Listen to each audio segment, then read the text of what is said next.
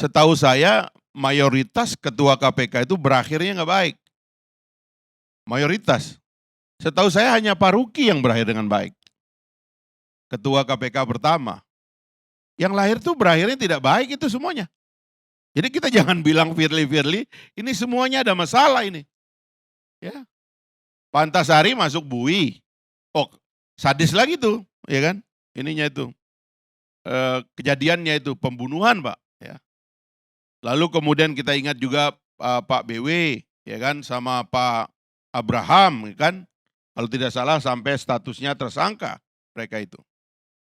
Nah jadi ini coba kita agak objektif sedikit lah. Saya tuh agak ya apa ya, main otot tuh udah nggak zaman gitu loh.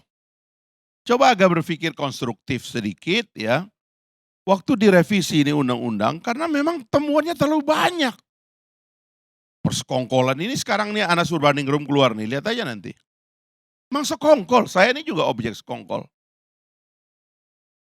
Februari 2014 Bang Karni, tiba-tiba keluar seorang saksi dari ruang penyidikan, dari ruang pengadilan dan mengatakan saya terima uang 25.000 US dollar dari Nazarudin di Wisma Anugrah itu, kantornya dia itu. Saya tidak tahu kantor itu ada di mana, tapi itu disebutkan menjelang tanggal 9 April pencoblosan. Dengan maksud supaya saya nggak terpilih lagi itu. Meledak itu. Di dapil saya spanduk banyak betul itu menghajar saya itu. Tapi alhamdulillah ya saya lawan dengan cara saya dan alhamdulillah terpilih kembali begitu waktu itu. Setelah saya menjabat, yang bersangkutan ketemu dengan saya dan membuat pengakuan, dia ditekan disuruh menyebut nama saya di ruang sidang gitu.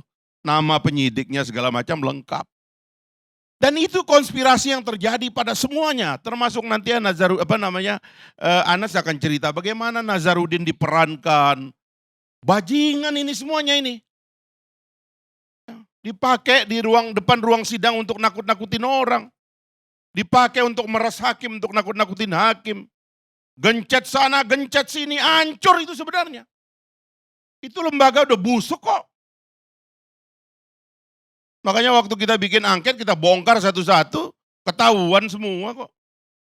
Bagaimana penggunaan uang ilegal dari aset sita yang dijual secara ilegal, dipakai, gila itu. Udahlah. Kita sudah saling tahu lah kelakuan-kelakuan ini kok. Maka kita revisi, kita bentuk lembaga pengawas. Ya kan? Kita membentuk SP3 supaya orang jangan dipaksa. Emang negara itu harus selalu menang, harus selalu benar. Lah kalau negara melakukan kekeliruan masa nggak ada jalan? Gimana? Emang negara nggak bisa salah? Negara kan manusia-manusia brengsek juga isinya. Ya kan? Yang bisa berbuat salah. Nah, paradigma itu kita ubah. Coba periksa itu semua promotor undang-undang KPK ini. Prof Yusril, Prof Romli. Ya kan, ini yang Prof Andi Hamzah. Ya, kemudian politisi-politisinya, Ibu Mega itu yang mengesahkan itu. Semua mengatakan ini udah salah. Udah jauh nih. Tapi teman-teman LSM perlu pahlawan. Oposisi perlu pahlawan. Kerjaannya memang begitu. Ini kan kayak ngambil pekerjaan orang. Maka dulu jadilah markas KPK itu oleh pimpinan KPK jadi markas perlawanan kepada negara. Dipakai gedung itu seenak-enaknya, ngumpul seenak-enaknya. Udah nggak ada itu yang namanya konflik of interest. Kalau ada pimpinan KPK tersangka ngumpul di situ, lawyernya juga seenaknya aja lembaga negara dipakai. Nggak sadar itu yang namanya konflik of interest itu. Keterlaluan sudah itu. Memang intimidasi, saya tahu kok. Menjelang pembacaan revisi Undang-Undang KPK itu semua kena teror kok. Dan saya mengambil keputusan waktu itu sebagai pemimpin sidang ya kita revisi. Dan alhamdulillah kita revisi baik-baik. Nah sekarang tentu berbalik. Orang-orang ini kan sekarang nggak bisa lagi menggunakan KPK sebagai kendaraan politik, itu masalahnya. Nggak bisa lagi. Hubungan antara politik dengan KPK itu sudah sudah dihabisi di revisi ini. Sehingga nggak bisa lagi orang-orang yang main-main dengan LSM, pembocor. Ada media yang setiap minggu terima bocoran. Siapa yang berani bantah? Termasuk Sprindik Anas Urbaningrum. Ini kelakuan. Cuman kita ini senang diteror begitu ya. Senang sibuk tapi belum tentu sukses. Tepuk tangan aja tapi gagal. Itu yang terjadi selama ini. Nah, sekarang bangsa ini harus mengambil inisiatif kembali. Menurut saya kesalahan utama Undang-Undang KPK adalah karena dia tidak menganggap presiden sebagai penanggung jawab pemberantasan korupsi. Pimpinan KPK itu kita pilih dengan ongkos kurang dari 1 miliar rupiah.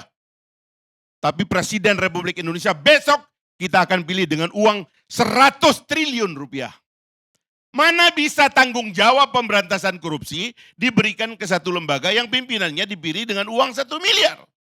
Sementara pertanggungjawaban presiden dalam sistem presidensial kita diabaikan.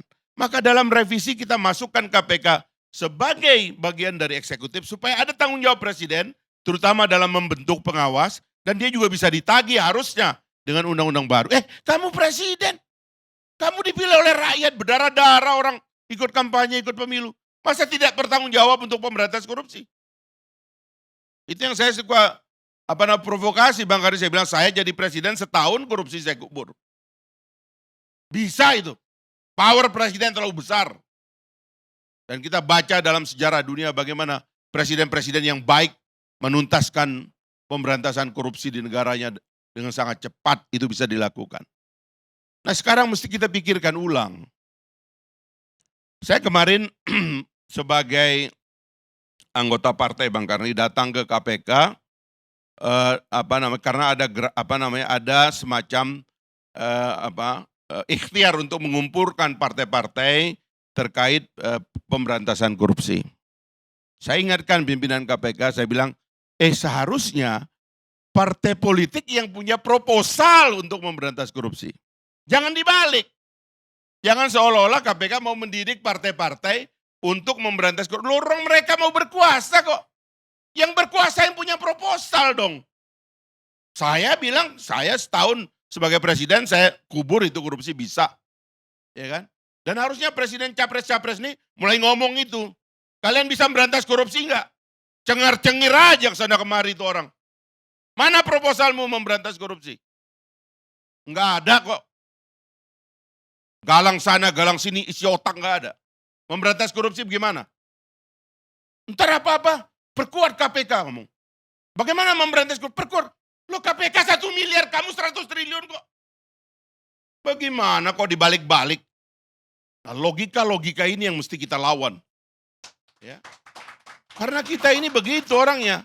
Kalau udah sibuk tuh dianggap sukses. Bego itu. Ya. Sibuk bukan sukses. Sukses tuh kelihatan jejaknya dan penyelesaiannya gitu. Nah itulah kira-kira Bang Karni, pemikiran barunya apa? Kemarin saya di KPK saya senang melihat. Sekarang ini ada Hall of Fame. Ya, memori untuk mengingatkan. Ada ikhtiar untuk melakukan pencegahan yang luar biasa. Ada ikhtiar untuk mengajak semua pihak termasuk presiden. Mari bersama-sama ini kita cegah. Karena ini besar sekali. Nggak mungkin diselesaikan oleh satu lembaga. Kesalahan kita adalah meminta KPK jadi pahlawan sendiri. Ngos-ngosan. Rusak lembaga lain. Ini kayak sekarang Polri dengan KPK ini berantem kayak begini. Gara-gara itulah. Pak Fahri. Nggak ada determinasi untuk mengatakan enough is enough. Ini bisa kita selesaikan. Dan dengan orkestra, saya kira apalagi kalau dipimpin presiden, insya Allah cepat selesai Bang Munyamin. Supaya sampean juga jangan capek, lapor terus, ya kan. Kalau saya masih setuju KPK masih hidup, harus ada. Kalau Pak Fahri masih setuju nggak itu KPK tetap dipertahankan? Ya kalau saya jadi presiden, saya akan memberantas korupsi. Saya yang memberantas korupsi, bukan KPK. Saya yang dipilih oleh rakyat. Oke. Dan saya akan berjanji kepada rakyat, setahun saya kubur. Saya yang berjanji. Jangan pengecut dong, mau jadi presiden tapi nggak ada janjinya. Apa janji kalian berantas korupsi? Oh, perkuat KPK, ikut demo. Itu masa-masa yang demo, pendukung capres. Capresmu mana? Ngomong dong, kasih proposal yang jelas. Bila perlu kasih harinya. Saya ulang lagi itu di Duterte itu, ya udah selesai dia. Saya jadi presiden 6 bulan narkoba saya hajar, dia bilang gitu. Melanggar HAM itu Duterte. Tapi Anda lihat Filipina sekarang. Kasih agenda kepada rakyat. Kasih jadwal kepada bangsa ini. Jangan kita disuruh tepuk tangan terus tapi nggak selesai masalah.